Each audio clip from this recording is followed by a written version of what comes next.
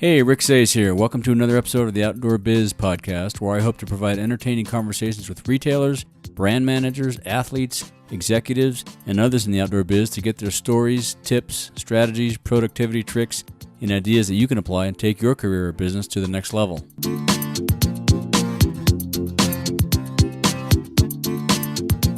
This episode's featured advocacy group is Friends of the Inyo. Friends of the Inyo is a conservation nonprofit based here in the Eastern Sierra. Their mission is to ensure that public lands of the Eastern Sierra remain wild and free for future generations. Friends of the Inyo engages in policy activism while supporting meaningful and sustainable land management. On the ground, Friends of the Inyo places hands on the land through professional crews and volunteer activities in both the front country and the wilderness. Join Friends of the Inyo on an event or support effective public lands policy and management by becoming a member at www.friendsoftheinyo.org. Hey guys, this episode is with Sam Roberts from the Friends of the Inyo. They engage in policy activism while supporting meaningful and sustainable land management over here in the Eastern Sierra. Enjoy.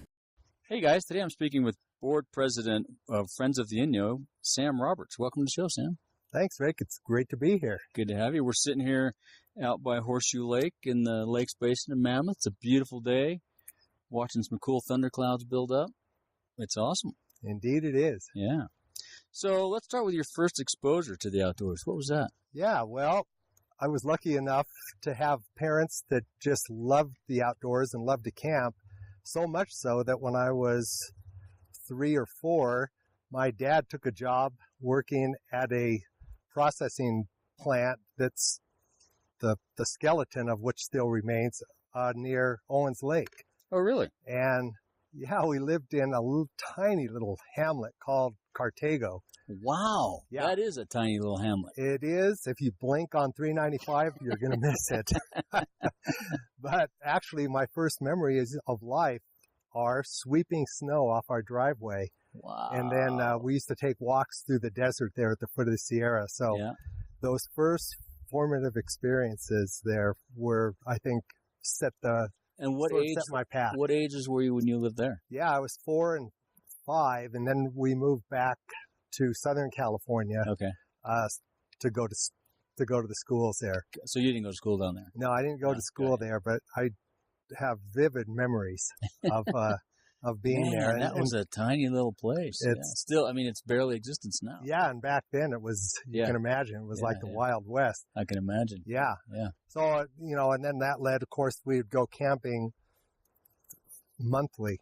And always up to the Owens Valley and the Eastern Sierra. Right. So that led to backpacking, hiking. I had an uncle who liked to backpack and climb, scramble up peaks. Nice. So he introduced me to that, and I would leaf through his old guidebooks and see this is one guy in particular would stand out. Yeah. Norman Clyde would be on every page of this guidebook, and I would think, who is this guy? Yeah. And I made a trip, made my dad drive us to Glacier Lodge. Nice. Unfortunately, it was just a few months after Norman had died. So, and I talked to the owners and everything there to find out about this guy. Yeah. At any rate. You just missed him. Just missed him. Oh, wow. But you must have did you get to meet Smoke Blanchard and some of those other guys? Yeah. I did. I was lucky enough to meet a lot of those old guys. Yeah. And the old Palisade School of Mountaineering crew. Yep.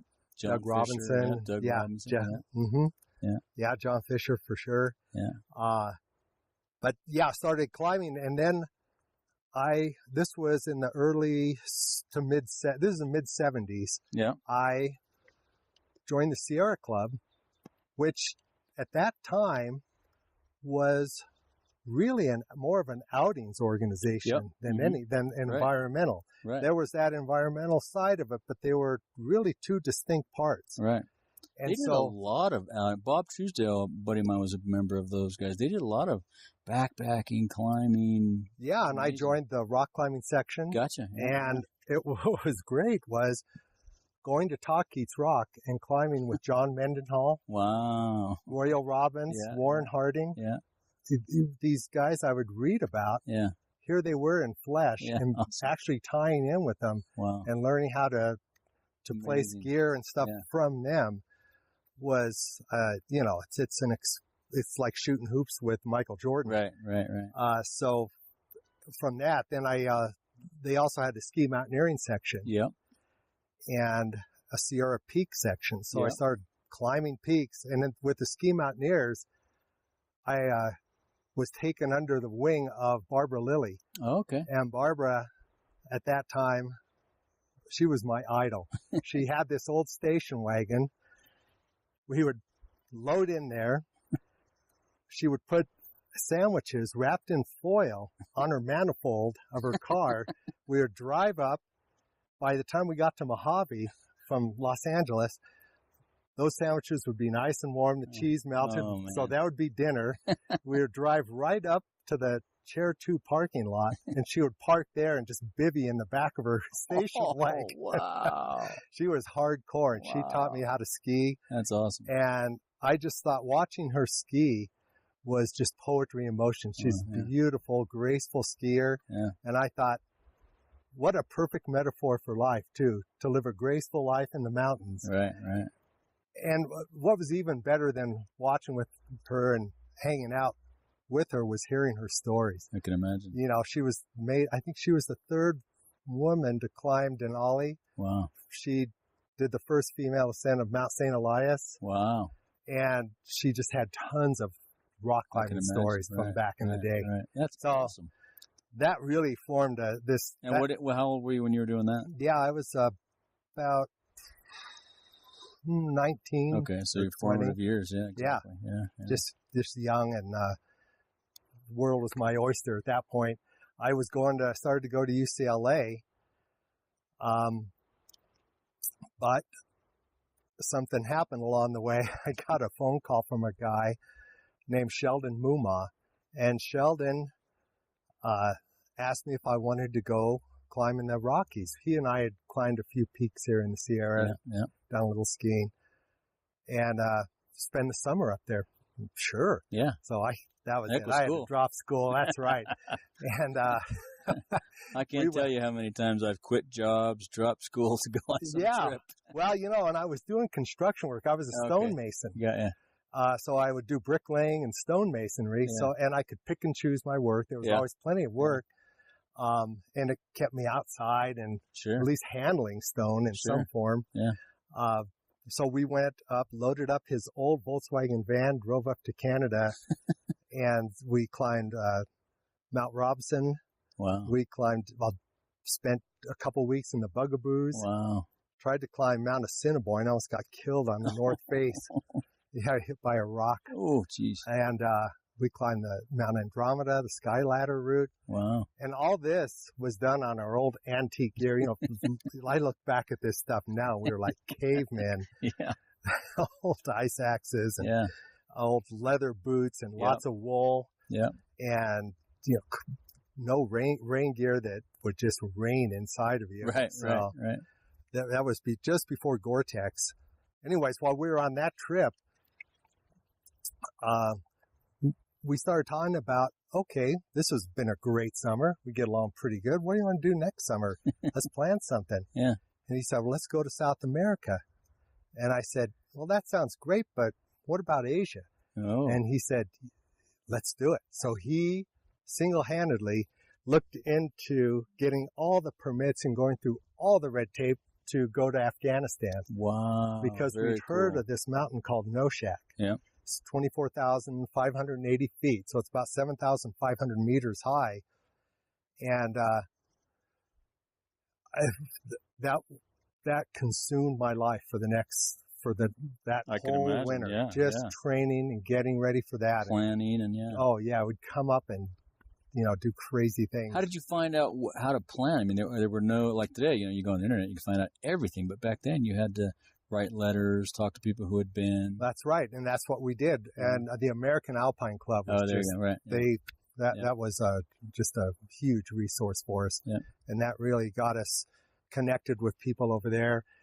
And Did you talk to a guy named Bruce Kleppinger back then about that? No, I know his name, but I didn't. He had a trekking guiding service called Ibex Expeditions. Oh, yeah, sure. Yeah, and he did a bunch of stuff over there. He did everything over there. I mean, before the... Well, that was in 1978. Afghanistan was that was just before the Soviet invasion. Right.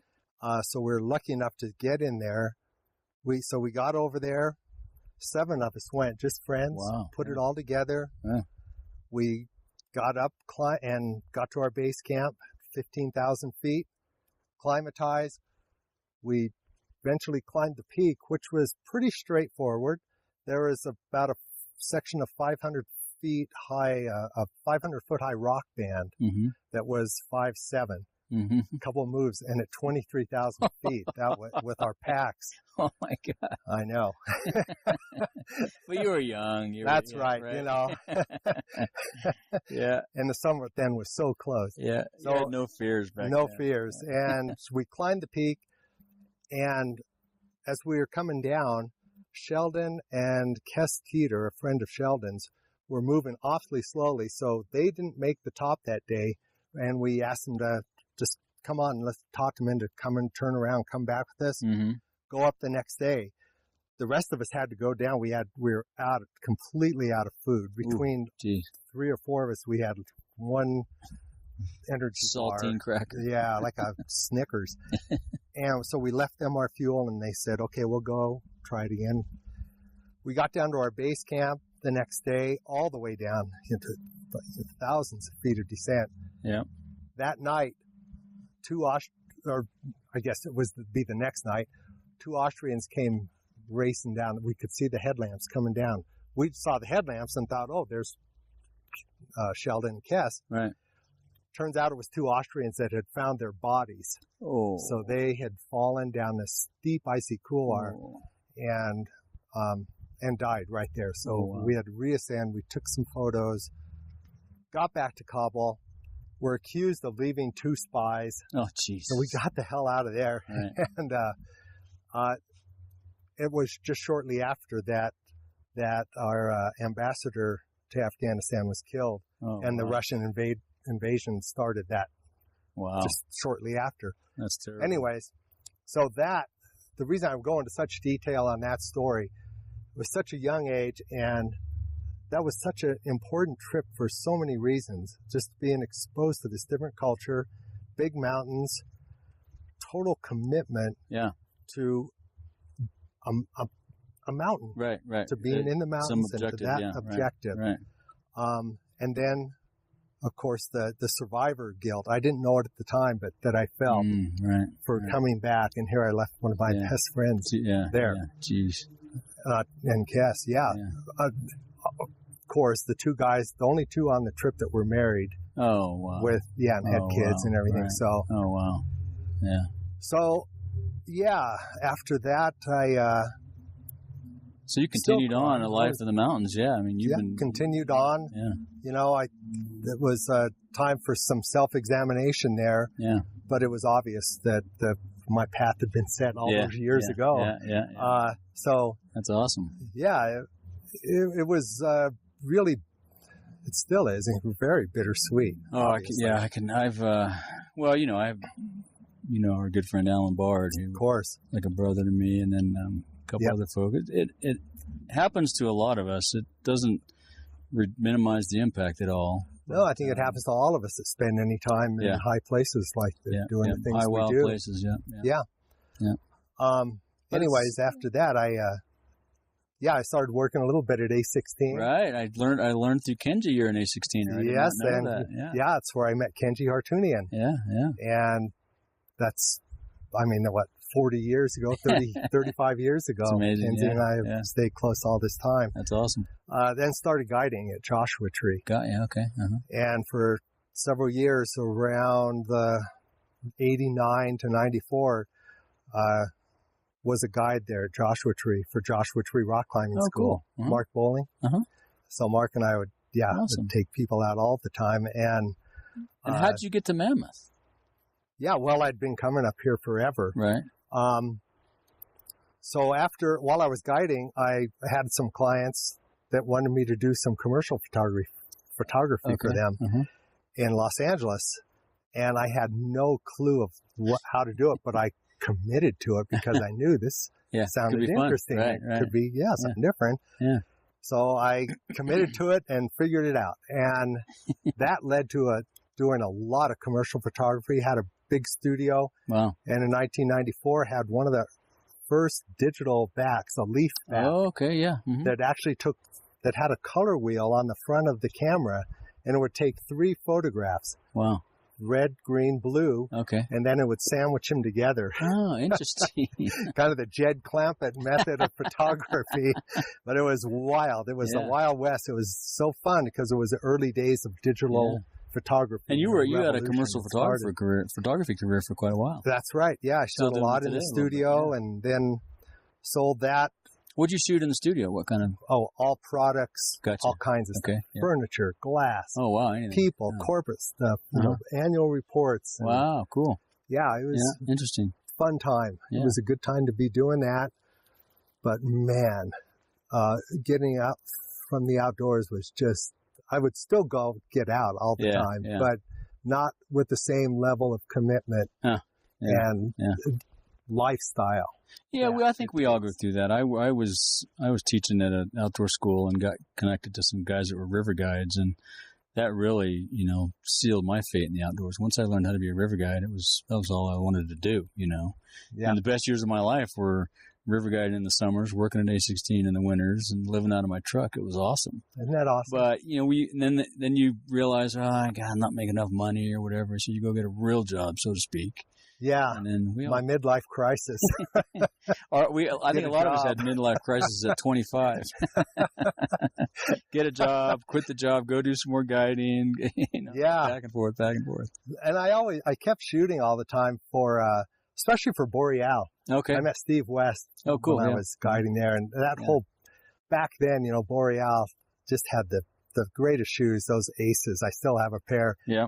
But I met Lynn Hill and John Backer and Peter Crawford, and I do all these photo shoots with those guys, and we just had a blast doing it. That's awesome. Yeah, that's very cool. And so I kept in with it all through that, and sold the studio, and then met my wife, Karen, in San Francisco. Okay. Moved up to San Francisco, and she's brilliant. She's the smartest person I know. Wow. She's awesome. Molecular biologist. Wow. Spent her life doing cancer research. Cool. Yeah. She's an avid kayaker, taught kayaking and kayaked on these crazy rivers all over the place. And that's great. Well, she loves photography. She's a great photographer in her own right. Yeah, so that's good. Yeah. Anyways, we started thinking, living in the Bay Area is great, but boy, we come over to the east side so much. Let's look at mammoths. So she did all this research, and as she is wont to do, she is so focused on data. I just sat back and enjoyed the ride, really. And she did all this research. We found this place, and we're in Mammoth, and now it's switched where we're in Mammoth, most of the time. That's great. Yeah, that's then great. in the city, just little bits of time. Yeah.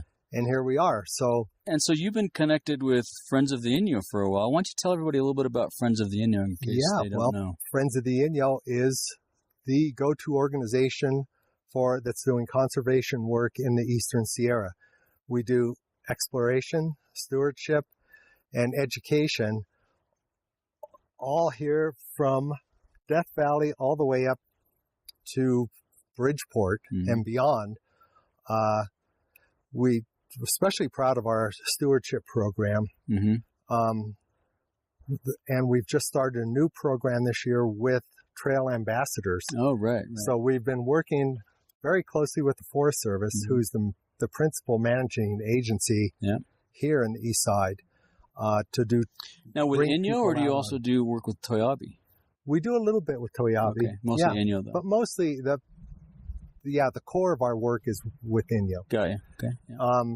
And we do a lot of advocacy work also. So we're very active on the forest plan revision, that whole process. We, these days with the way our public lands. It's quite the battle these days, isn't it? Yeah. With that going on with the public lands, we're even stepping up our advocacy. Have you seen your membership grow as a result of this? We have. Yeah. And that's really gratifying to see that people recognize, one, that Friends of the Inyo is such an active group and someone they want to support. Right. And two, that they recognize that our public lands are under threat. Yeah. And that people are taking that next step in, okay, yeah, I love to recreate. I care about it. I'm going to support this, and then are going forward with that. It's funny. I was talking to John Sterling a couple of weeks ago, and then Deanne Buck last week about public lands. And, you know, for someone like me who grew up in Southern California, my grandfather lived in Bishop. We'd come up and drive up 395, and you look at all these great lands, and not knowing that they were public lands. And now that, you know, they're under threat, I think it's interesting to realize that, you know, wait a minute, I don't know anything else other than recreating on public lands. So there seems to be a huge opportunity for groups like yours and others to help influence the general population. Well, that's really true. And another organization I'm involved with is Winter Wildlands Alliance. Mm-hmm. I'm on the board of that. Right. And we have over 30 grassroots organizations throughout the West, throughout the country.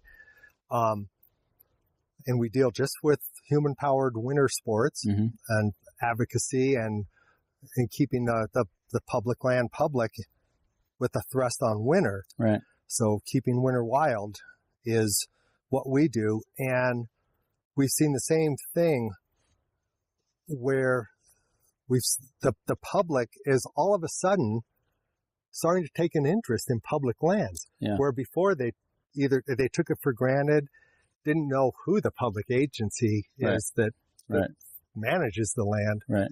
And now we have this great opportunity to teach. Well, that's where I was going to go with that, because I was talking to John Sterling about that a little bit. So have you guys initiated any programs that are designed specifically towards educating not only folks that come and use the Forest Service lands or the BLM lands or whoever it might be, but also for the casual folks driving up the highway, right?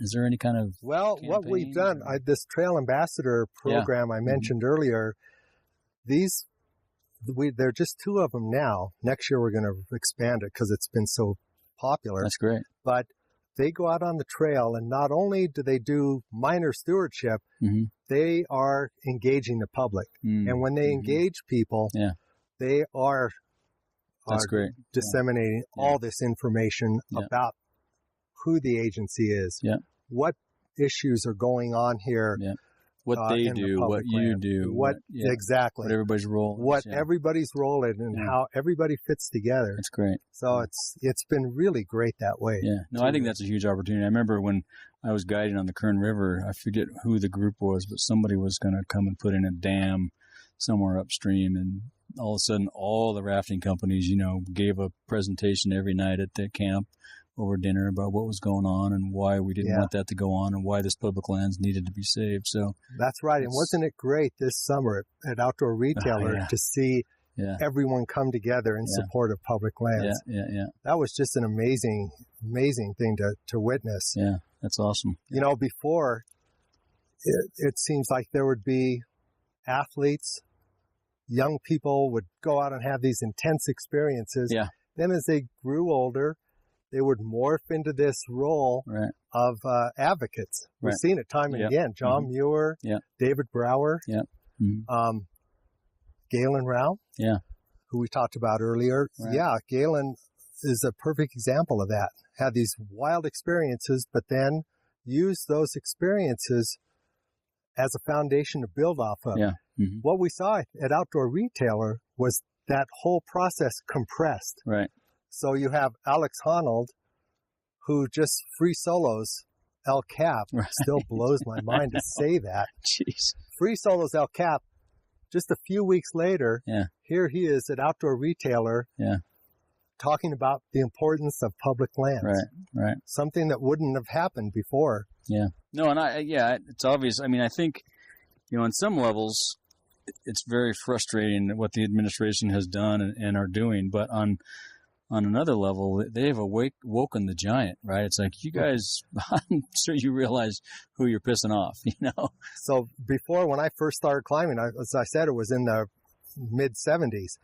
Back then, we had James Watt at that time. That's right. This is very reminiscent of that. Where all of a sudden, we have almost a lightning rod for all of us to just rally around and just stand up for.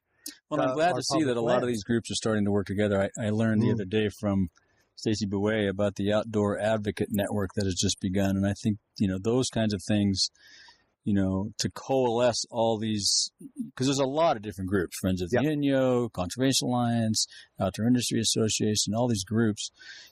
It's really important that we continue to fight our own battles in our own local areas, but we've also got to make sure that we've got one cohesive message that we can go to the Washington folks and each state's folks and say, look, this is ultimately what this is all about. Here's the one key sentence that everybody needs to, whatever that phrase is. I don't think we've come up with that yet. But yeah, you're exactly right, Rick. I think that's so important that we band together. And it's great to see organizations like Outdoor Alliance really take the lead on that and bring all of these groups together to speak with one voice. And to see the outdoor industry, which is finally now being recognized. Well, that report that they put together is great work and great information, and it's gotten us a different seat at the table right Boy, now. Hasn't it ever? They recognize that, holy cow, how many jobs did you create? Exactly. How much money are you putting into the economy? That's right. Wow. That's right. I told you my wife did cancer research her whole career. Yeah. So she was really shocked to see that the outdoor industry is bigger than her industry. Well, I think a lot of us in the industry, too, were like, whoa, I didn't realize it was that big. Exactly.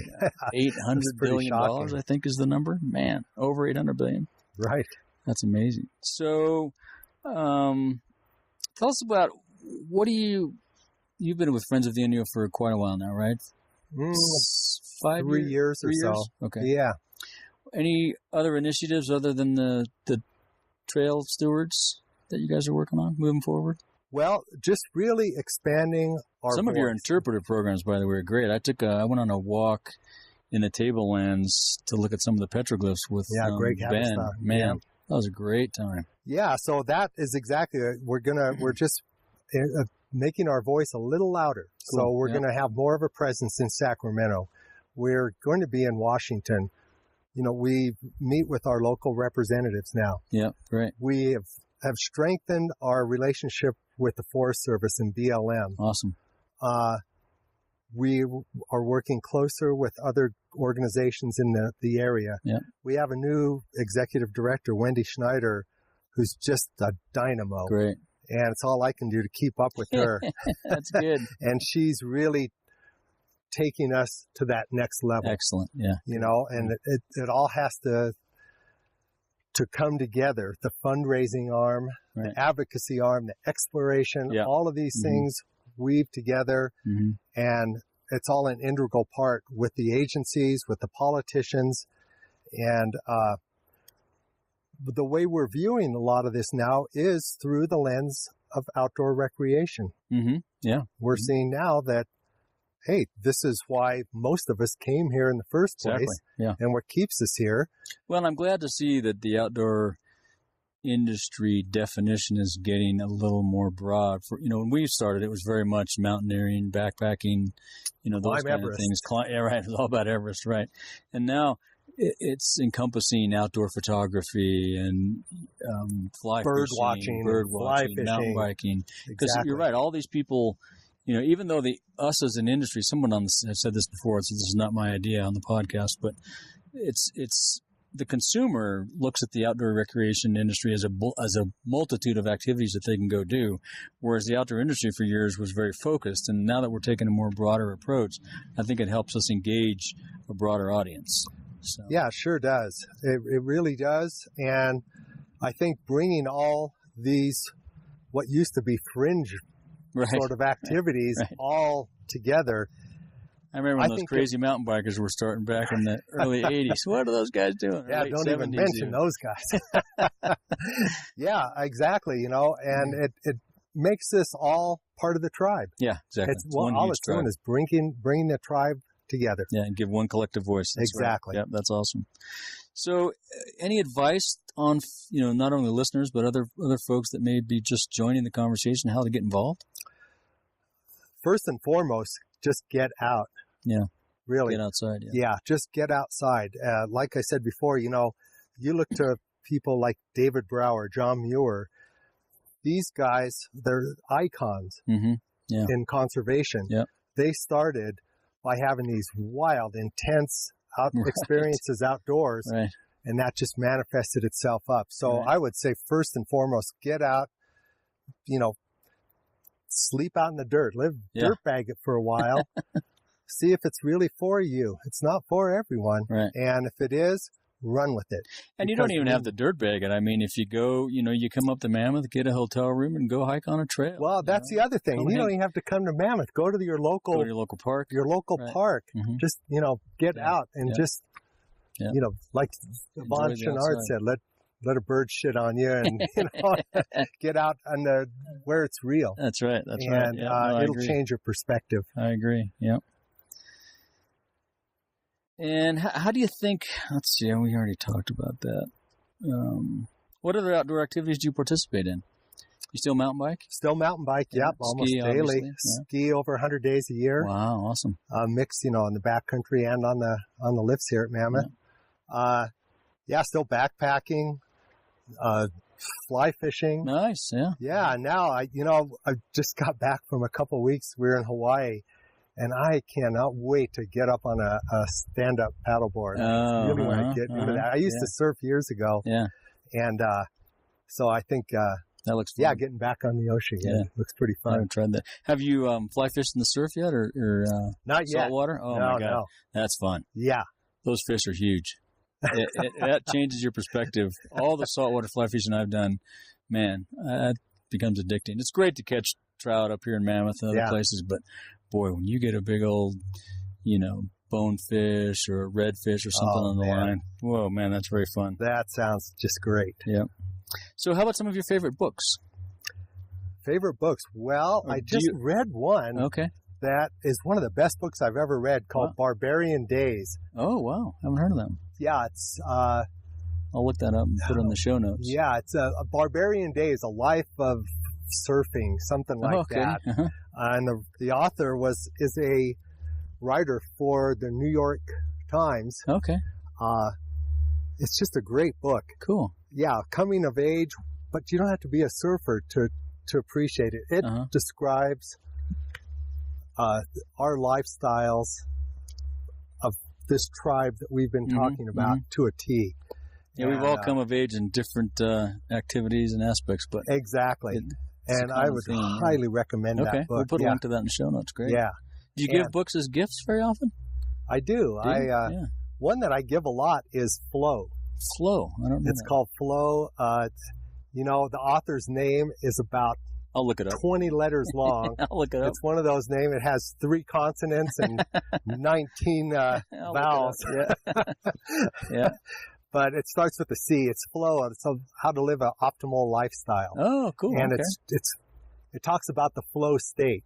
And as many people who are listening to this probably know and have been in that flow state, there's nothing like it. And it's so addictive. Yeah. And it's where you want to be. And this talks a lot about that. And there's another book by Stephen Kotler called Finding Superman. I think it's called something about Superman, where he interviews lots of athletes about this flow state and being in it. I think I saw that guy on a Chase Jarvis podcast interview not too long ago talking about flow and some of the work they're doing with not only athletes but Navy SEALs and these high-performance military folks and how they, what it takes for them to get into that state and what they're doing now to figure out how to stay in there. Exactly. Get into it quicker and Yeah, and Doug Robinson's book, The Alchemy of Action, talks a little bit about the chemical process that actually happens, the transformation in your body during those states. Okay. Yeah, we'll link to that. So those are all really good books that tie into this whole flow state that keeps us it's interesting. Right on that edge. Yeah. It's super high performance, right? Oh, exactly. How about your favorite outdoor gear purchase under $100? Oh, man, that's right. You were going to ask this question. That's funny. I'm glad I came up. I stole this question from Tim Ferriss, I got to tell you, but it's a good one. It is. That's a great one. I put a different spin on it. It throws everybody a curveball, even when they know it's coming. Couple of things come to mind. Right. One is the first ice axe I ever bought years ago. Okay. Old wooden ice axe from the mail order company of REI. Okay. Yeah. Back when they just were only a mail order company. Anyways, I used to prop the ice axe up, look at that thing, and just dream about the adventures that thing could take me to. That's good. Yeah, that's And the other piece would be to riff off of John Sterling, that Dynafit leash. Oh, yeah, he mentioned Love those that leashes. thing. Yeah. A little coil leash. Yeah, I forget the name of those. Yeah. As I get older here and my knees are getting hammered, I watch every little bit of weight and using that leash. All right, I'll relink to those. Yeah, I can't remember the name of those off the top of my head. Yeah, it's just the Dynafit leash, the guide leash, I think they Something call like it. that. Yeah. And do you have any daily routines or podcasts or tools you use to keep your sanity or motivation or fitness? I listen to a lot of the NPR podcasts. Oh, there's some great ones there. Yeah. This American Life is a great one. Those are good ones. Yeah, and I listen to your podcast. Oh, well, thank you. All the time, Rick. Thank you. I do, and I just love it because, again, it just keeps the thread alive through the tribe. Thanks. We spread apart after Outdoor Retailer. Yeah. We all convene on these. Yeah, that was one of the inspirations was, we go to Outdoor Retailer twice a year. It's a great, Shannon Walton, I've said this before, it's like a big, high school reunion. It's just people that have known, you meet people there that, you just met that day, or you see old friends that you've known for 30 years. Yeah. And it's just a really fun, back-slapping, beer-drinking, doing business 4 days, super intense. And then we go dark for 6 months. Exactly. And I'm hoping that this can give everybody a little piece of that. And well, that's what it's done for me. Awesome. It's Cool. Well, connected with all these. That's great. And as far as routines, I just wake up, look out the window, and think, let's see. Man, the Sherwins look great today. Let's go ski that. Nice. Or no, you got some days in this year. Boy, I was living vicariously through your Facebook posts. Well, we were lucky. We had this huge snow year. We got hammered, yeah. Yeah, if I wasn't skiing, I was shoveling snow. So. Right. But yeah, we're looking forward to another season like that one, huh? That's awesome. Yeah, hopefully, yeah. And any advice or anything you want to say to our audience or ask of our listeners? Just keep in touch. Dick Dorworth said that at Galen Rao's funeral. Keep in touch. Keep in touch with each other. Keep in touch with the land. Keep in touch with yourself. I love that. And just don't ever take this for granted. That's great advice. Yeah. I love that. I would end with quoting Dick Dorworth. Pretty good. Love it. Yeah. And how can people reach out to you? What's the best way to find you? LinkedIn, Facebook. Okay. My website, srobertsphoto.com. Okay. Sam at srobertsphoto.com. Cool. All right. Well, we'll put all that in the show notes. That would be great. Yeah. Yeah. If you have a question for Sam, reach out. Well, thanks. I appreciate the time, Sam. It's been great. Thank you, Rick. This has been a real pleasure and just a beautiful day. Oh, man. I wish I could do them all outside like this, huh? All right. Thanks. Thanks. Hey, I hope you enjoyed that conversation with Sam Roberts. You can find him at sam@srobertsphoto.com, and be sure to check out his website at srobertsphoto.com. You'll find links to all the info we discussed in the show notes at theoutdoorbizpodcast.com/episodes/039. I'd be stoked if you share your favorite episodes on the socials, and until next time, thank you so much for listening. Today's podcast is brought to you by Audible. I've used Audible for many years now. I'm on the road a lot, and Audible allows me to enjoy the great books I discover or are recommended by friends. Get a free audiobook download and 30-day free trial at www.audibletrial.com/theoutdoorbizpodcast. There are over 180,000 titles to choose from for your iPhone, Android, Kindle, or MP3 player. Start your 30-day free trial with Audible today. If you want more of the Outdoor Biz Podcast, you can subscribe on iTunes and Stitcher, or go to theoutdoorbizpodcast.com, where you find all the episodes, show notes, and much, much more. You can find us on Facebook and Instagram at The Outdoor Biz Podcast, Twitter at Rick_Saez, that's S-A-E-Z, and my email is rick@theoutdoorbizpodcast.com. Thanks for listening and all the support, and a huge shout out to all my guests, and until next time, be sure to make time to get outside.